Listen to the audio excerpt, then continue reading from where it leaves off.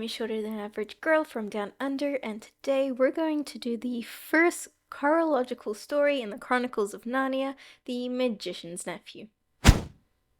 So, fun fact, this book was actually the 6th book to be added into the Chronicles.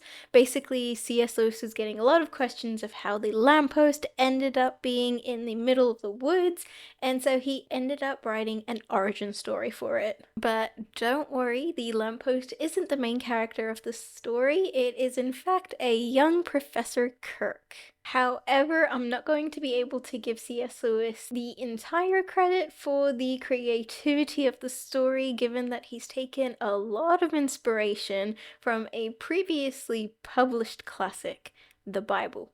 So today we're going to be talking about it. Obviously there is no movie for this because it got scrapped, so it's just going to be a book review today. So it will be slightly different from my usual format, and if you are looking for a book review, you can use the timestamps in the description or go to the time shown on the screen, whichever suits you best. But for now, let's talk stories.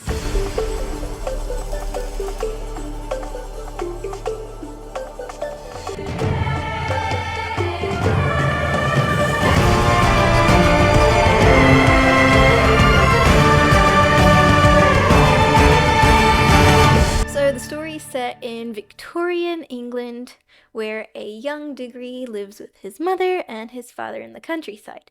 But unfortunately, in Victorian England, happiness doesn't last for long. His father goes off to India for some kind of economic endeavor, and his mother, Mabel, becomes deathly ill, and so they have to move in with her siblings, Uncle Andrew and Aunt Letitia, who live all the way in the heart of London. So honestly, I do not blame a young Diggory for crying in the garden, which gets the attention of his neighbor, Polly Plum. And kids be kids, so they become friends and they go on adventures, particularly exploring an abandoned attic.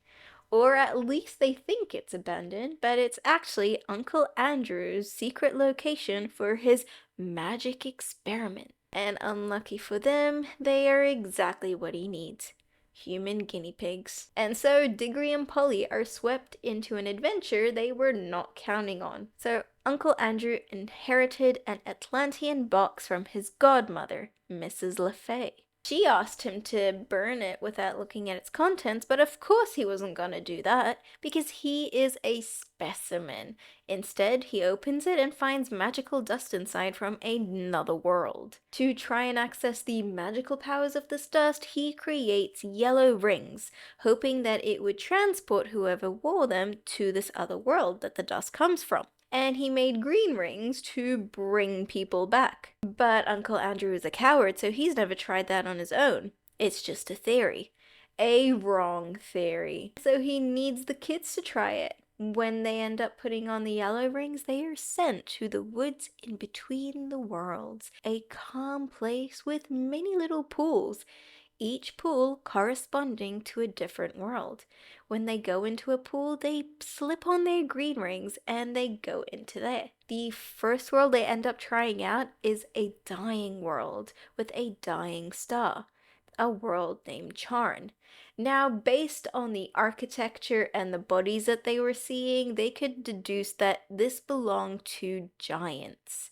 And all the way at the end of the dining hall, there was a bell on a table with a sign daring whatever stranger comes past to ring the bell, or else they would be cursed, wondering what would have happened if they did. Now, Diggory's curiosity takes the better of him and he ends up ringing the bell, even when Polly was protesting. And as he did, one of the figures at the table, a beautiful giantess, gets up, and her name is Jadis.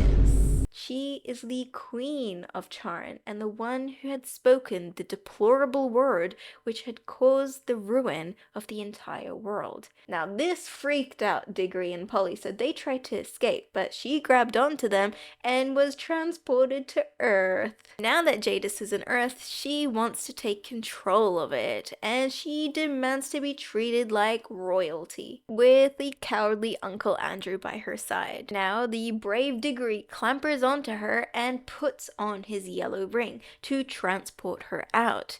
Unfortunately for him, there were a lot of people in the vicinity that got in contact with him, so he ended up transporting himself, Jadis, plus the iron pole that she was holding, Uncle Andrew, Polly, the cabbie named Frank, and his horse Strawberry. They end up going to a new world. There was nothing there, just darkness. And then they hear something. Singing. Beautiful singing from all directions. And then others start to join the song.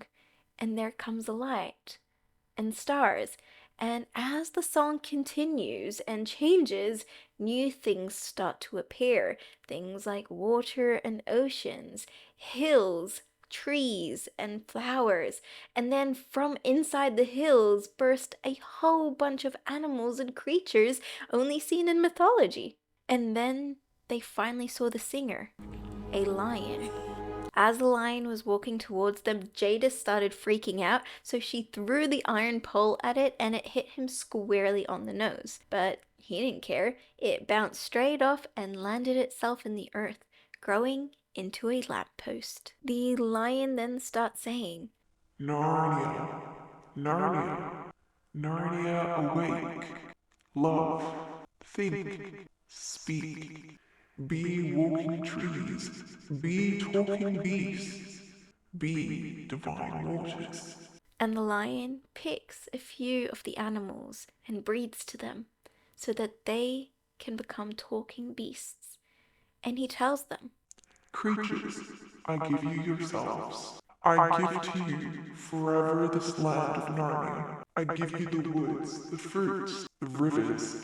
I give you the stars, and I give you myself. The dumb beasts whom I have not chosen are also yours. Treat them gently and cherish them, but do not go back to their ways, lest you cease to be talking animals. For out of them you were taken, and into them you can return. and then Aslan forms a council and informs them that evil has already been awoken in this new world. Basically, by this time, Jadis has run off because she's absolutely terrified, but we can all assume that this is who he's talking about. And this is confirmed when he comes to Diggory and says, "Are you ready to undo the harm that you have done?" Although Diggory was afraid, Diggory, Polly, and Frank, they were mesmerized by this lion. They felt like they knew him, particularly Frank. To which Aslan confirms by saying, "You know me more than you think." He then asks Frank if he and his wife Helen would like to be the king and queen of Narnia. And he calls to Helen to come, a call that whoever heard it would want to and be able to obey. And so she came walking from England into Narnia. But before the coronation, they have to deal with Jadis. And so this is when Aslan comes to Diggory, but Diggory just breaks down, asking Aslan to help him heal his mother. In response, Aslan starts crying, and he says, "Pain and grief are great. Only you and I know that. Let us be good to one another." And so Diggory agrees to help Aslan repel the evil of Jadis. To do so, Aslan sends Diggory to the far north, where there is a garden. In that garden is a tree with silver fruit. He must bring one of these silver fruits and plant them in Narnia. And so Diggory, Polly, and the horse Strawberry, which Aslan has now turned into a Pegasus named Fledge, are all sent to the north to find this fruit. And when Diggory finds the garden, he sees Jadis there, eating its fruit. She tells him that this is the fruit of youth. It will make you immortal, heal all ailments, and that Aslan does not want anyone else to have it because he wishes immortality only for himself. Jadis tempts Diggory, telling him to take an apple for his mother, because Aslan doesn't care about her. How could he? He doesn't know him. Diggory wasn't tempted by her. He takes the fruit and returns to Aslan, to which he plants it, and a tree grows. Aslan tells Diggory he can take one of these fruits, because it's not the fruit which is bad, It's only bad if you steal it.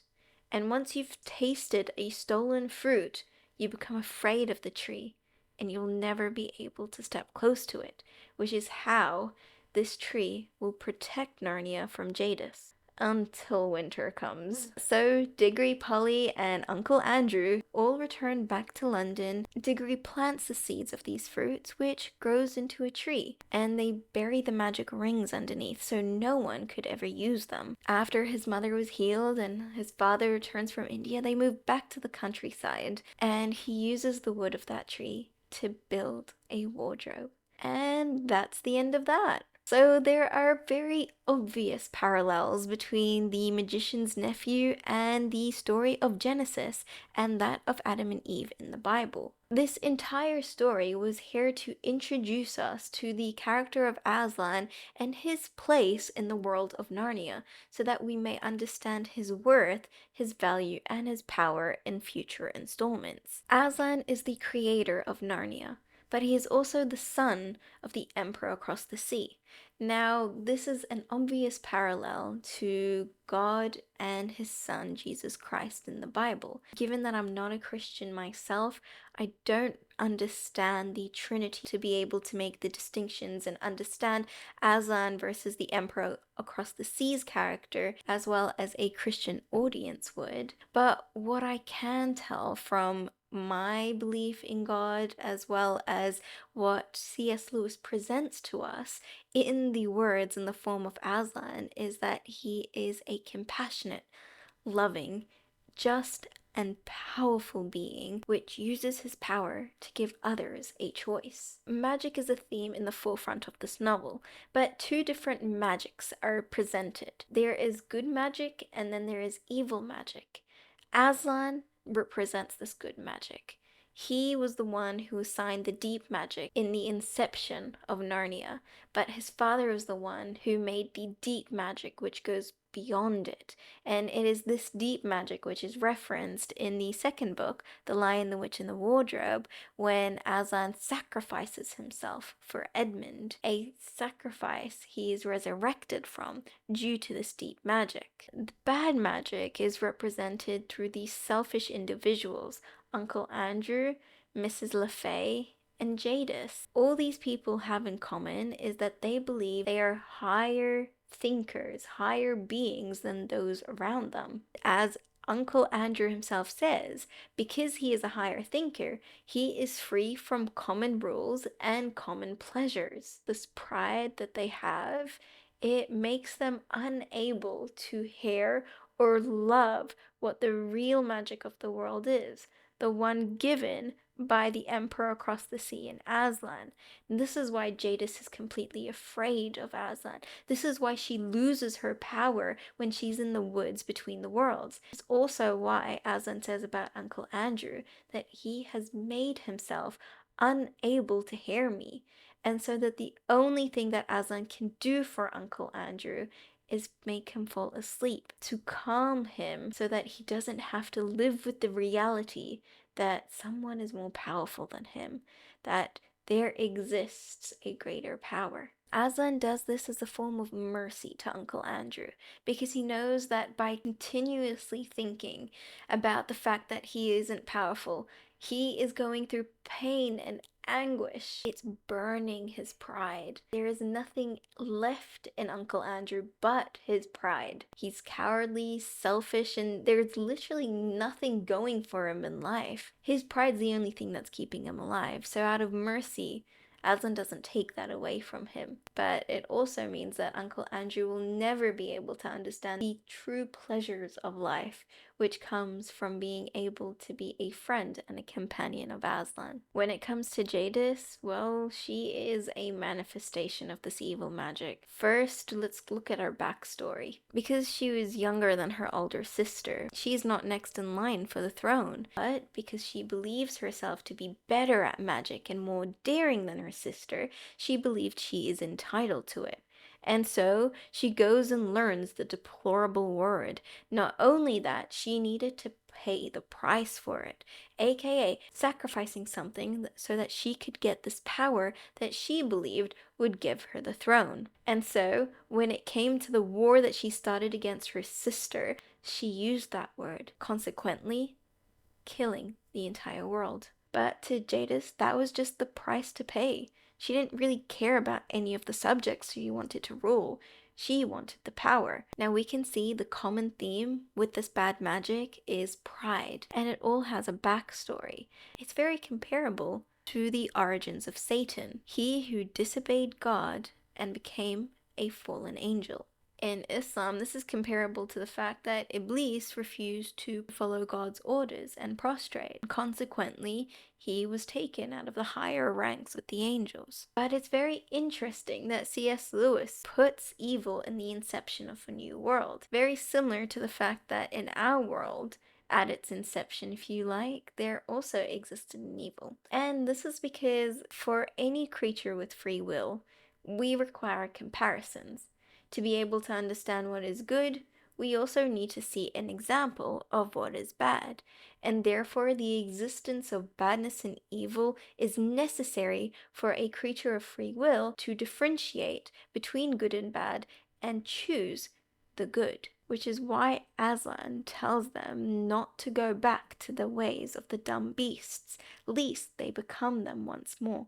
Aslan has blessed the talking beasts with the ability to have free will. However, the consequence of not using it properly is for it to be taken away. Now, moving away from Genesis and more towards the story of Adam with the apple, well, this is very similar to Diggory's quest to find the silver fruit. And again, Jadis here symbolizes Satan, the snake that comes to Adam and Eve to convince them to try the forbidden fruit. This book sets the theological theme for the Chronicles of Narnia. It is an adventure, it is fantasy, and therefore the parallels are not exact. C.S. Lewis doesn't want to rewrite the biblical stories for kids, but he's creating a new fantasy world to explore some core theological concepts, which I think is a really nice way to allow each individual to make their choices about what they believe makes sense or doesn't. Like, I don't necessarily agree with every single thing in Narnia, but I can appreciate a lot of it, particularly the character of Aslan. This is a really nice book for kids. It's not heavy in themes despite the subject matter, and it's very magical. For those who are religious, it's a really nice way to connect with our relationship with the creator. So I'll have to give it props for that. I really like the story and would recommend it, but I feel like a lot of schools already do this one, so it's been studied to death, which may make it not everyone's cup of tea. But if you haven't had the pleasure to read The Magician's Nephew, whether you're a child or a grown-up, I would highly recommend it.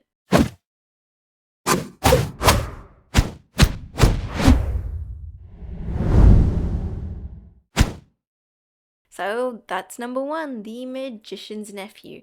If you enjoyed this, make sure to look at all the other book and movie reviews to do with Narnia on this channel, and give this a like, subscribe, and hit the notification bell so you don't miss out on next week's drop. Be brave, be happy, and be kind, and we'll catch you all next time.